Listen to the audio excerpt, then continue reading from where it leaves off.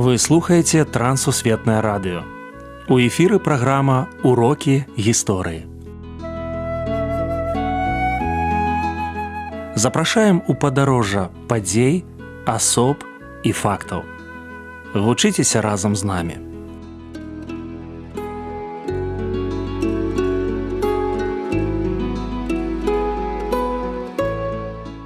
Добрый дзень, паважаныя сябры. Ля мікрафона Сяржук Брышцель і кандыдат гістарычных навук Андрусь Уночак. Сёння мы пагаворым пра Петруся Броўку. Прывітанне, Андрусь. Прывітанне, Сяржук. Прывітанне, шаноўныя слухачы. Пачнем з пачатку літаратурнага шляху. Літаратурны шлях Петруся Броўкі, ён пачаўся даволі рана. Ён увогуле нарадзіўся на Віцебшчыне, ва Ушацкім раёне сучаснай Віцебскай вобласці, вёска Пуцілкавічы. Ён быў чалавекам, які з самага пачатку, самага дзяцінства пачаў складаць вершы. Першыя былі яго вершы даволі такія недасканалыя, як ён сам казаў, але ўжо у падлеткавым узросце, фактычна, у канцы падлеткавага ўзросту ён стаў пісаць усё больш, пісаў у газетах спачатку, публікаваўся, а пазней уступіў у літаратурнае аб'яднанне «Маладняк». І вось якраз маладнякоўскі перыяд і стаў пачаткам яго паэтычнай творчасці. Ён паэт, як паэт выдаў шмат зборнікаў і на працягу сваёй літаратурнай творчасці вось служыў гэтай паэзіяй тым ці іншым мэтам. Частка ягоных вершаў вельмі такая камуністычная, можна сказаць, яны праслаўляюць той лад, а частка вершаў яна вельмі лірычная, і яны глыбокія, і яны вельмі сур'ёзна паказваюць розны стан душы чалавека, розныя ягоныя настроі і перадаюць сапраўды тую эпоху, у якой ён жыў. Паэма «Мама і вайна». У ягонай паэзіі вось вайна з нацызмам, яна адбілася вельмі моцна. Я нагадаю вось пра трагічны лёс ягонай мамы. Яна загінула ў Асвенцыме ўжо ў 45-м годзе, у самым канцы вайны, і яна не павінна была гінуць, але яна пайшла ў газавую камеру замест адной дзяўчынкі. Эта дзяўчынка выжыла, таму што там праводзіўся такі разлік. Ну і там кожнага 10-га, ці неяк так, па ліку, ці кожнага 6-га, я ўжо дакладна не памятаю, павінны былі знішчыць нацысты. І вось выпала на маладзенькую дзяўчынку, і яна кажа, што я ўжо гэта жыццё пражыла, і я іду замест цябе. І вось гэта адлюстроўвалася ў шматлікіх вершах і ў паэме Петруся Броўкі.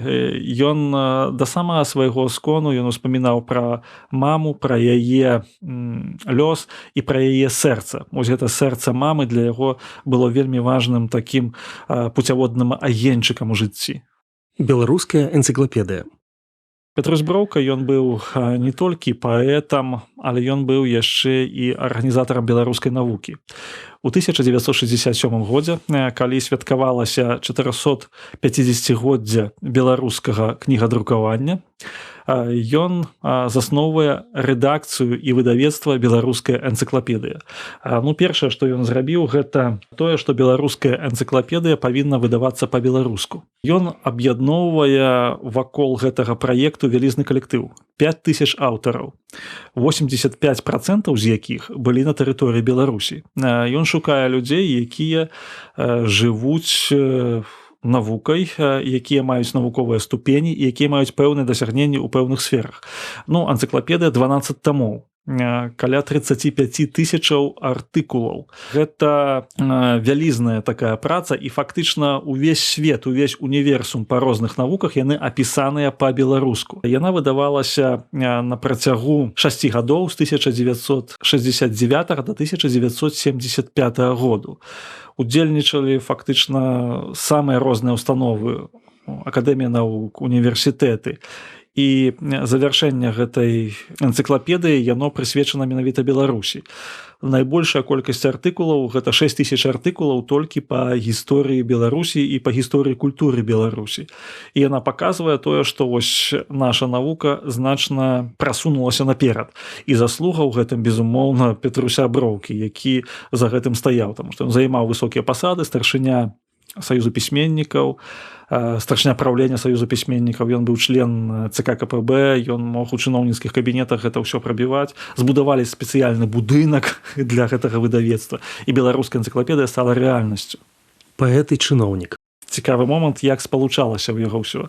Ну, пачнём з ягонага працоўнага дня. Большасць працоўнага дня ён займаўся справамі, якія ніякім чынам не тычыліся паэзіі. Ён займаўся выдавецтвамі розныя. Ён быў галоўным рэдактарам «Полымя» яшчэ часопіса на працягу даволі доўгага перыяду. Ён вырашаў пытанні там пабытовыя, жылля для пісьменнікаў, нейкіх забеспячэння будаўніцтва і гэтак далей. Але для паэзіі быў адведзены ў яго пэўны час. Гэта час з 7 до 9 гадзінаў раніцы. Ён увогуле уставаў звычайна о 5 гадзіне і 2 гадзіны шпацыраваў. У любое надвор'е. Ён выходзіў на набярэжную Свіслачы у Менску і шпацыраваў, і там нараджаліся ягоныя вершы. Пасля вяртаўся ў 7 гадзінаў раніцы дадому і пачаў запісваць. І самае вялікае раздражненне ў яго было, калі яго вось у гэтыя 2 гадзіны нехта чапаў. Таму павінна быць абсалютна цішня, ён вось пісаў. І такім чынам ён вось раніца ў яго была самая раніца аддадзена паэзіі, а ўвесь астатні час гэта ён быў чыноўнікам больш. Наша памяць пра Петруся Броўку. У першую чаргу ў музеі Петруся Броўкі, мемарыяльны музей, музей-кватэра, там, дзе ён жыў, там, дзе ён напісаў свае шматлікія творы, шматлікія вершы, і сапраўды ў яго ёсць добрыя вершы. Ён у гэтай кватэры сабраў вялікую бібліятэку сваю, і на сённяшні момант вось гэта працуе гэты музей, які можна наведаць.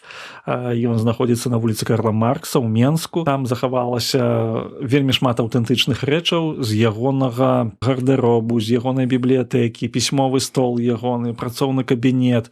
Ну, яго, як у прадстаўніка номенклатуры, была вялізная кватэра, таму нават ёсць там магчымасць там праводзіць нейкія канферэнцыі, таму што сапраўды гэта кватэра у адным з нешматлікіх дамоў, якія былі пабудаваны яшчэ ў пачатку 20 стагоддзя да рэвалюцыйных. Хацеў бы таксама прывесці нейкія радкі, якія ён напісаў. Ось мне падабаецца ягоны верш «А ты ідзі». Што дарог у свеце вельмі многа, сярод якіх сваю знайдзі. Няхай далёкая дарога, а ты ідзі, а ты ідзі.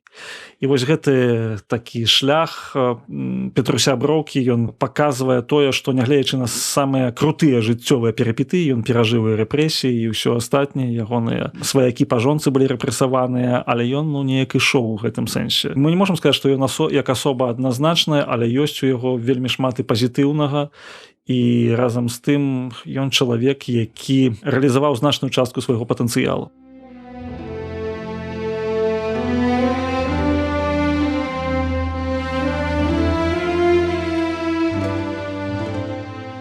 Пятрусь Броўка – буйны прадстаўнік літаратуры сацыялістычнага рэалізму. Акадэмік Акадэміі навук, заслужаны дзеяч навукі і народны паэт БССР, ганаровы грамадзянін Ушач і Мінска. Наш гістарычны госць доўгі час знаходзіўся ў эпіцэнтры літаратурнага жыцця краіны. Няхай словы аднаго з яго апошніх вершаў будуць кропкай размовы, а таксама працягам карыснай дзейнасці. Жыццё складанае бясконца, і шчасця шмат, нямала і ран, у кожнага ў вачах ёсць сонца, і свой у грудзях акіян.